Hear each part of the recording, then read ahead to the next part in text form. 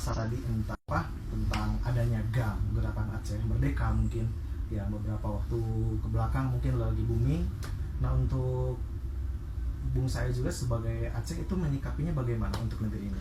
Ya, jadi setelah Aceh atau rakyat Aceh menyatakan kesediaannya bergabung dengan Indonesia gitu ya, dan mendukung perjuangan Bung Karno dan Hatta untuk kemerdekaan Republik ketika itu, memang proses bergabungnya itu mulai dari masalah kesejahteraan, masalah keadilan, itu memang tidak serta-merta diraih sepenuhnya. Bahkan banyak kekecewaan, banyak darah dan air mata yang tumpah dengan konsekuensi tersebut gitu.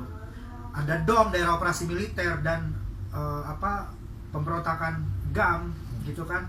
Dan ketika itu memang saya mengalaminya langsung gitu kan, dan saya melihat bahkan gitu. Dan saya meninggalkan Aceh itu ketika 2004, seminggu sebelum tsunami. Ketika itu saya diterima kuliah di Bandung, saya hijrah ke Bandung. Nah, sebetulnya itu terjadi karena apa? Itu masalah keadilan tadi yang tidak didapat gitu. Orang Aceh, rakyat Aceh sudah membantu Republik, tapi memang Republik tidak demikian. Misalkan saya memang tinggal di satu komplek namanya PT Arun, karena orang tua saya bekerja di sana gitu. Itu kan kita tahu bahwa pembagiannya tuh sangat tidak adil, sangat jauh dari nilai-nilai keadilan itu sendiri. Itu kan merupakan proyek vital nasional. Arun itu penghasil gas alam cair.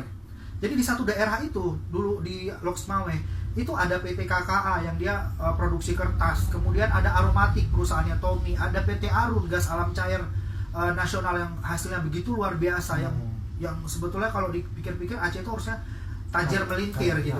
Kemudian ada PT AAF yang kerjasama pupuk antara negara-negara ASEAN. Kemudian ada PT Pupuk Iskandar Muda. Jadi di satu daerah itu proyek vital semuanya luar biasa gitu. Tapi apa yang terjadi? Kemiskinan itu sangat-sangat jelas terjadi gitu. Nah, jadi hanya dirasakan oleh segelintir orang saja. Ya, sementara rakyat kebanyakan itu pada miskin.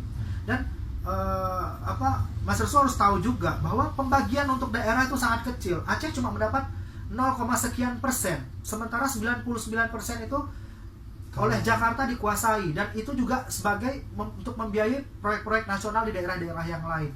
Jadi Aceh ini sudah berandil untuk, kalau bahasa kasarnya, memberi makan daerah-daerah sebetulnya sudah sedari dulu gitu. Tapi feedback ke kita apa? Air mata, ya kan, darah gitu. Banyak janda-janda yang kehilangan suaminya, sehingga munculkan perjuangan Inang Balai yang begitu luar biasa gitu. Kemudian perjuangan anak-anak juga gitu, karena kehilangan orang tuanya gitu kan. Dan mereka akhirnya memutuskan, wah kalau seperti ini terus memang kita harus pisah gitu. Karena memang sejatinya pertama awalnya kan memang Aceh itu sebagai suatu negara yang berdaulat gitu. Nah, wajar sekali. Sehingga saat ini saya melihat bahwa pemerintah sudah menyadari bahwa itu kekeliruan yang sangat besar. Dan ini memang pemerintah sedikit demi sedikit, apa yang saya lihat, memang sedang mengambil hati rakyat Aceh yang selama ini sangat terluka gitu ya. Nah, seperti itu. Mungkin masih banyak mungkin ya peristiwa-peristiwa atau ya intinya tentang apa yang telah diperbuat Aceh untuk bangsa ini. Nah, menyikapi dinamika politik sekarang nih, apalagi tahun depan 2019 kita menjelang Pilpres. Sebagai orang Aceh, khususnya bangsa ini sendiri, apa yang akan disampaikan mungkin ke warga Aceh atau orang Aceh yang sedang di luar Aceh? Apa masukan untuk warga Aceh khusus atau warga-warga di luar Aceh lah untuk menghadapi Pilpres 2019 sebagai kacamata orang Aceh? Ya, saya memang selama ini melihat ya bahwa dinamika politik di Aceh itu sangat dinamis ya. Artinya dia tidak tetap berubah-ubah. Dari pemilu 2004 ketika itu memang Demokrat yang memang unggul. Kemudian 2004 itu PAN, 2009 itu Demokrat, kemudian terakhir 2014 itu yang menang adalah di sana itu Gerindra. Nah, jadi memang dinamikanya itu cukup kuat. Terlebih memang di Aceh itu kan punya partai lokal. Di sana partai Aceh yang begitu dominan ya. Nah, jadi kalau saya pikir Parnas yang memang mendekat dengan ke partai Aceh kemungkinan besar menang seperti itu, karena memang di sana partai Aceh yaitu ex-kombatan lah ya, itu memang sangat dominasi sekali gitu. Mulai dari kabupaten kota, kemudian hingga ke provinsi, mereka memang menguasai baik itu di legislatif maupun di pemerintahan eksekutifnya gitu ya. Nah, untuk kondisi sekarang saya pikir rakyat Aceh sudah sangat pintar. Aceh sudah sangat maju, banyak sekali anak-anak muda Aceh yang berdedikasi, ya kan. Memang sedari dulu person to person orang Aceh itu banyak yang menonjol. Pak Ibrahim Hasan dulunya, ataupun sekarang Pak Surya Paloh, tokoh-tokoh nasional gitu kan. Sebetulnya banyak sekali orang Aceh yang memang memainkan peranan, terutama di departemen luar negeri gitu. Kalau kita kenal Pak Teguh Faizah Shah gitu kan, banyak lah sekali. Profesor-profesor juga sangat banyak gitu. Saya pikir untuk saat ini sudah sangat baik. Mereka sudah mampu melihat siapa sih sebetulnya pemimpin yang memang mampu untuk setidaknya memberikan kontribusi buat daerahnya gitu kan. Nah, memang kembali lagi bahwa karena Aceh ini dengan Islam ini nggak bisa dipisahkan, partai-partai yang bernafaskan Islam itu saya pikir masih punya tempat daripada partai-partai sekuler atau dalam hal ini yang nasionalis gitu ya. Nah, jadi saya mungkin masih memprediksikan bahwa partai-partai seperti Gerindra, ya kan, meskipun dia nasionalis tapi kan koalisinya kita tahu dengan kekuatan Islam gitu ya, itu masih punya tempat gitu di hati rakyat Aceh saat ini. Baik, mungkin perbincangannya luar biasa ya tentang Aceh, bahkan saya kira nggak ada ujungnya. Mungkin ini yang terakhir Ya. saran-sarannya untuk warga Indonesia tentang Aceh, kita sebagai orang Indonesia kepada Aceh harus bagaimana? Kita tadi dengar tentang sejarah Aceh, perjuangan Aceh, kontribusi Aceh. Nah, kita sendiri sebagai pemuda Indonesia untuk Aceh itu harus seperti apa? Ya, kalau saya mengutip satu lagu Rafli di bait akhir, janganlah Aceh Tuhan lupakan yang telah berjasa seumur masa.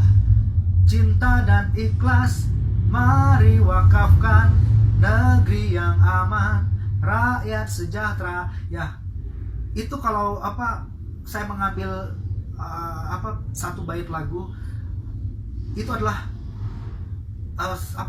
pesan yang harus warga bangsa pahami, dan kita harus mampu untuk meresapi makna tersebut, bahwa Aceh ini bukan hanya provinsi yang merupakan bagian terintegrasi dari Indonesia. Bukan hanya itu, tapi kita harus tahu sejarah yang yang mengikuti keberhasilan atau pertumbuhan kita sekarang itu tidak lepas dari sumbangsih rakyat Aceh gitu. Mereka berjuang membantu pergerakan nasional, memberikan pesawat terbang pertama buat Republik, kemudian mereka rakyatnya bahu-membahu membantu kondisi ekonomi yang ketika itu terpuruk dengan memberikan emas gitu untuk Republik gitu kan, yang ketika itu kondisi ekonominya mengalami depresi ekonomi gitu kan.